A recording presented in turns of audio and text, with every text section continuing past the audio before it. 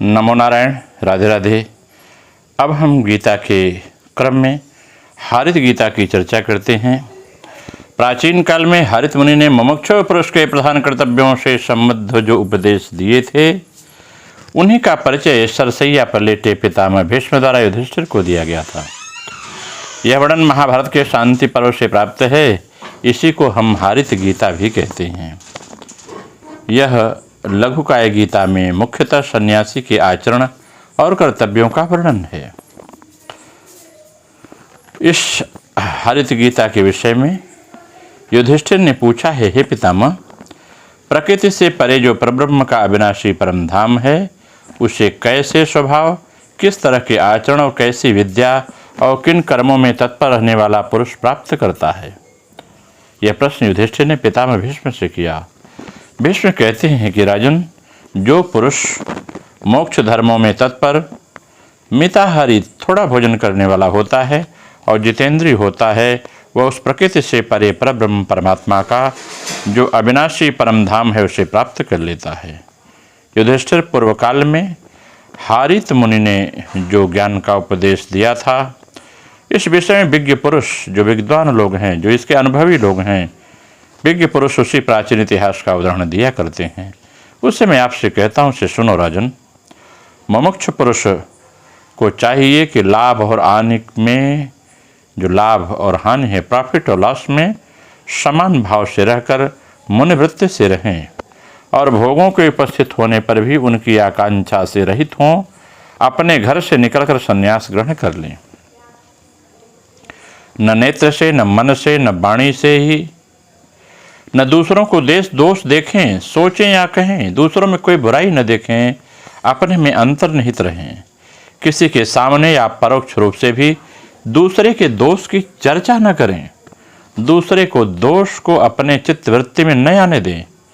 समस्त प्राणियों में किसी की भी हिंसा न करें। समस्त प्राणियों को अपने कर्म आयु बल के अनुसार इस संसार में जीने का अधिकार है। किसी को भी पीड़ा न दें।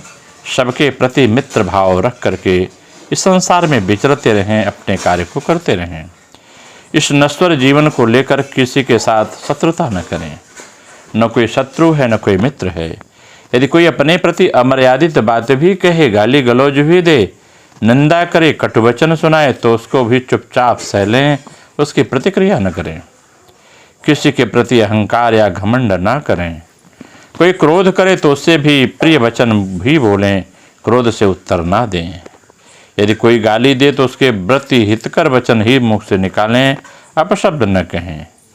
गांव या जन समुदाय में दाएं बाएं न करें। किसी का पक्ष विपक्ष न करें तथा भिक्षावृत्ति को छोड़कर किसी के यहाँ पहले से निमंत्रित होकर भोजन के लिए न जाएं।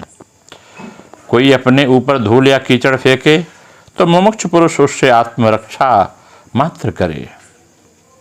बदले में स्वयं भी वैसा ही न करे और न मुंह से कोई अप्रिय वचन ही निकाले।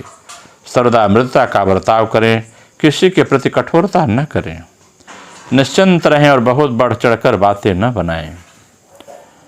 जब रसोई घर से धुआं निकलना बंद हो जाए, अनाज मसाला कूटने के लिए उठाया हुआ मूसल अलग रख दिया जाए, चूल्हे की आग ठंडी पड़ जाए, घर के लोग भोजन कर चुके हों और बर्तनों का संचार रसोई परोसी हुई थाली का इधर उधर ले जाया जाना बंद हो जाए, उस समय सन्यासी मनुष्य को भिक्षा प्राप्त करने की चेष्टा करनी चाहिए। उसे केवल अपनी प्राण यात्रा के निर्वाह मात्र का यत्न करना चाहिए। भर पेट भोजन मिल जाए, उसकी इच्छा नहीं रखनी चाहिए कब क्या मिला क्या नहीं मिला। जो मिल जाए उसमें संतुष्ट होना चाहिए। यदि भिक्षा न भी मिले तो उससे मन में पीड़ा का अनुभव कभी न करें। मिल जाए तो उससे कोई हर्षित न हो। जितना प्रभु देते हैं उसमें संतुष्टि जरूरी है। साधारणतः लौकिक लाभ की इच्छा न करें। जहाँ विशेष आदर और पूजा होती है वहाँ भोजन न करें।